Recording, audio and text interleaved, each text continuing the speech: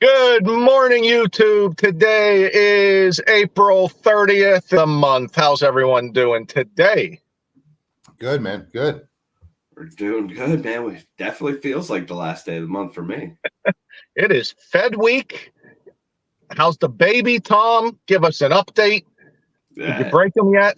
I haven't dropped him once, but yeah, no, he's doing well. He definitely takes it out of you, though. I mean, he doesn't even do much, but it does take it out of you. All my friends, family, they were correct. So I thought they were all full of crap, but they were all correct. The feeding, the changing of the diapers, the repetitive motion. Well, let's keep making Tommy's life difficult. Keep calling him for those pre-approvals and estimates. He'll do it while he's holding TJ. It doesn't matter. Word is he's #1 producer this month. So congrats, Tom. You're having a hell of a month. Thank you. Appreciate it. Yeah, I have done a few estimates with them in my arms this weekend. It was pretty nice. Ant, how are you today? I'm good, man. I'm good. Not as good as Tommy, but I'm good.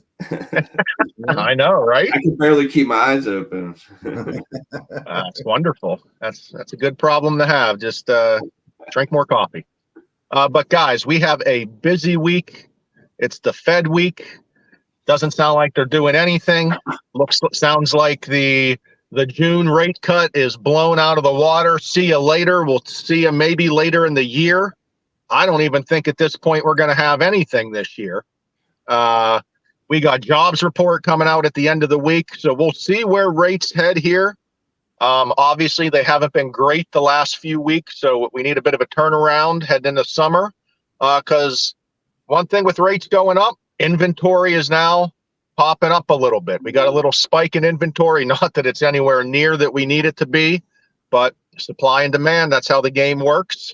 So keep your ears out on Friday. We'll have more info on where rates are heading, at least for the short term, but it sounds like the Fed isn't going to make any changes here this week. No, yeah, that's kind of what I'm hearing as well. I mean, that's the consensus, I would say. But there are, a couple other important meetings this week. So rates can be a little bit volatile, even though they're saying there's not going to be a change. Because they also, mainly, I feel like the rates, they fluctuate off of what he says after the meeting, too.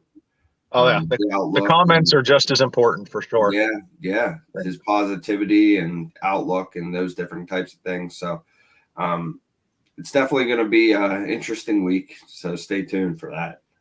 And I think, obviously, the biggest change in our world, and I don't think it's going to wait till July, is the change with real estate commission, how that's paid, who pays it. We're already starting to see it in the local Pittsburgh market of sellers offering less or zero or make it negotiable.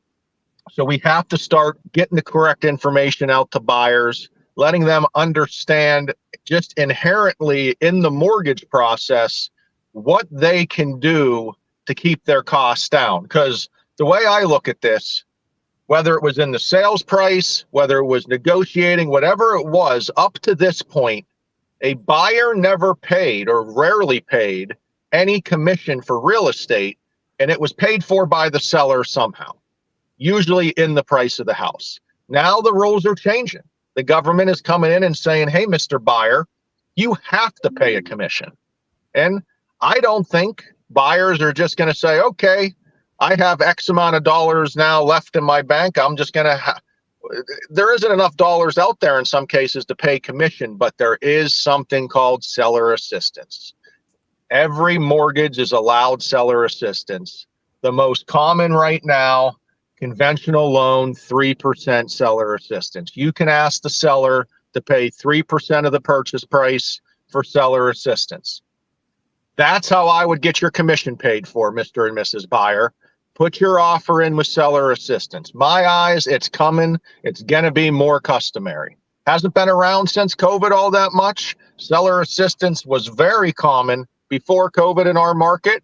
And I think this is a way, if the seller's not going to pay, put it in the offer with seller assistance. That way you're keeping as much money in your pocket as possible. No, I do. I think it's going to be much more common over the next few months and over the next few years after that. When I first started like 7, 8 years ago, every deal that I did in the beginning had seller assistance on it. And every offer that was put in was almost asked for max seller assistance. And we went backwards from that. And I do kind of see it going towards that over the next year. Well, Tom, I know Anthony has been preaching how important the real estate agent, buyer, loan officer relationship is going to be. It already is super important, but now when you need to get into the weeds and every offer can be different, and it could be hell, it could be $9,000, $10,000 difference in closing costs, depending on how you're putting in your offer or what the seller's agreeing to. So I know Mr. Senior Loan Officer has been on the front line pushing it, Anth. It's going to be very important.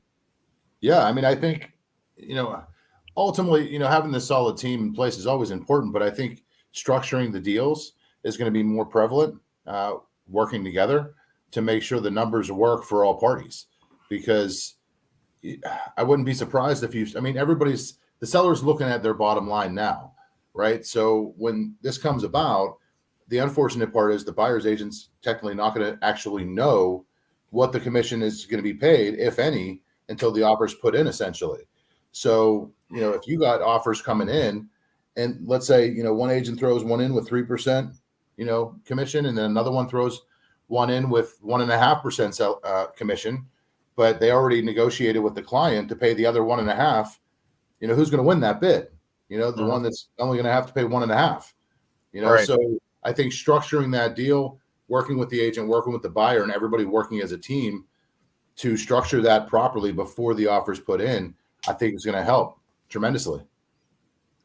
I'm just thinking about, even when you get pre-approved, a lot of the times that first step of pre-approval, you don't have a property in mind yet.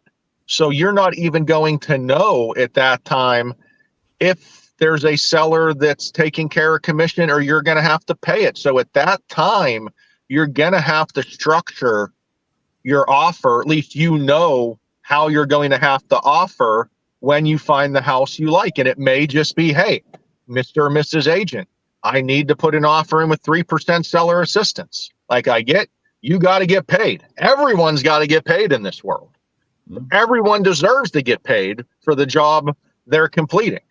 And if the government is coming in and saying, time out, we're changing the rules, this is Mr. or Mrs. Buyer, you have to pay your agent now. We are here to help, because financing already have these rules built in that you can just say, okay, seller, pay 3% seller assistance then. And because, you know how I look at it. I'm not here for the sellers. I'm here for the buyers. And you think sellers are going to lower purchase prices now, 3%? I don't think so. They're greedy people. They want every dollar they can get. No, yeah, I think they're going to leave the prices where they're at. I think that the seller assist will just come more prevalent in the marketplace, how it was in the past. And there's nothing nefarious or anything with seller assistance. It's completely allowed. There's different types, different amounts for every loan type. And if 3% doesn't cut it, we can take you to an FHA loan and get 6% seller assistance. Yeah. So yeah, there is might need to happen from time to time too, because the house might need to have some repairs done as well. That the sellers. Well, don't worry, Tommy. We're going to get in deep in the next couple of weeks into this wildly wrong misconception about FHA loans, because I'm with you. If there's going to be a lot of buyers in the world coming up that it just are going to need to go FHA because of dollars and cents. And if you're afraid of an FHA loan and you're a listing agent, wake up. It isn't 2020. It isn't 2021. And if you're not taking an FHA loan, hell, I think that's a fair housing problem, but that's a whole nother discussion. You need to know why. And if you're just carte blanche saying no to FHA, shame, shame, shame. Ooh. Yeah, Ooh. I pulled out the shame, Tommy. Ooh. I pulled it out. Yeah. So other than that, that's all I got today. we'll continue on. We'll give the updates of the rates on Friday with the Fed movement, but we'll see you in May. Yeah. Enjoy that last day of the month, boys. Oh yeah. See you guys later. Bye.